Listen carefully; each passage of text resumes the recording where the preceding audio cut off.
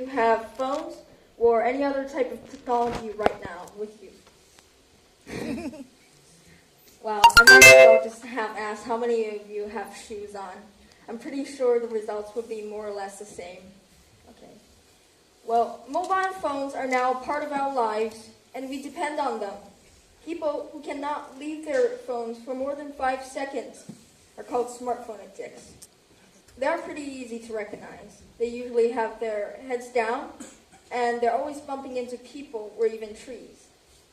And I'm not a phone addict because I've never done any of those things.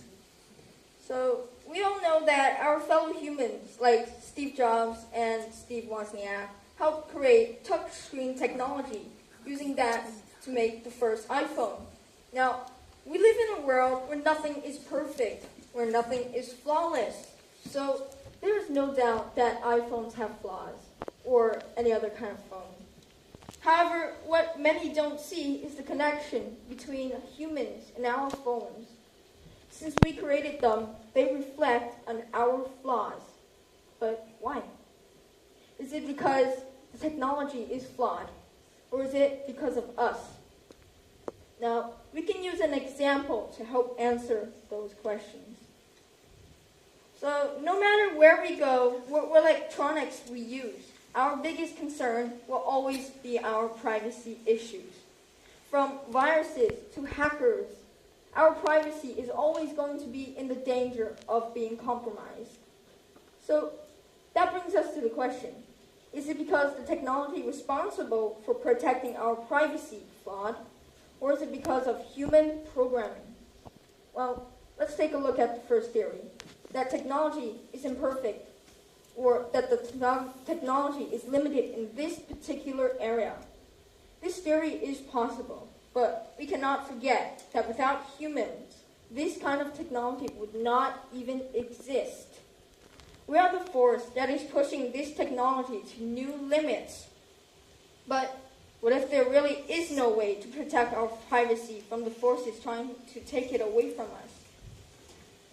What if the technology has no solution to overcoming these dangers?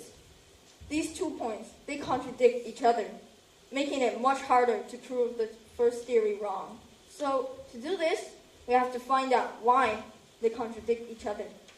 That is the million-dollar question. So one is saying that the technology can almost never be perfect, while the other is saying that because it was created by something flawed, as a result, it must be flawed. However, if we combine the 2 points, we get a whole new explanation. Because flawed people created the technology, which means it must be flawed, it is not perfect. This new explanation proves theory 1 wrong. The three are not individual, but connected points. So now with theory 1 out of the way, we can take a look at theory 2. The flaws are because of the programming of flawed people.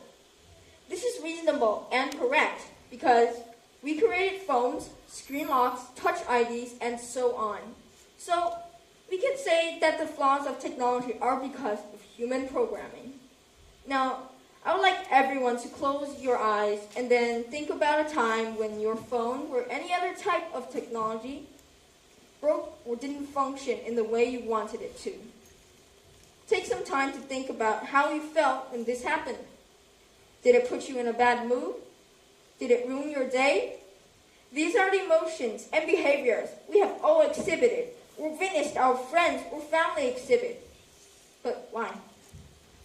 I would suggest that the reason is because of our unrealistic expectations of technology. It is technology. It has to be perfect, right? That's what we believe. But we live in a world not based on belief, but on reality. And the reality is that humans developed technology for humans. Humans that are flawed, but also full of potential. Well, maybe not my sister. She's a complete idiot. And she's here today, so I better run after this. So continuing my talk. Why is it much easier for us to accept our friends and family's flaws? Why is it much easier for us to accept our friends and family's flaws or the flaws of the various humans we interact with each and every day? For that matter, yet it is far more difficult for us to practice this same kind of acceptance with the technology we own. Research suggests that lots of negative emotions such as stress and anger are not healthy for us. This fact, combined with the reality that most of us interact daily with technology almost as much as humans, or maybe even more than humans, should give us time to reflect on the importance of acceptance in our lives, not just for the humans we know and interact with, but for the technology they produce. In the end, technology is an extension of humanity. The more we practice the acceptance of its flaws, I firmly believe the happier we will be. Thank you.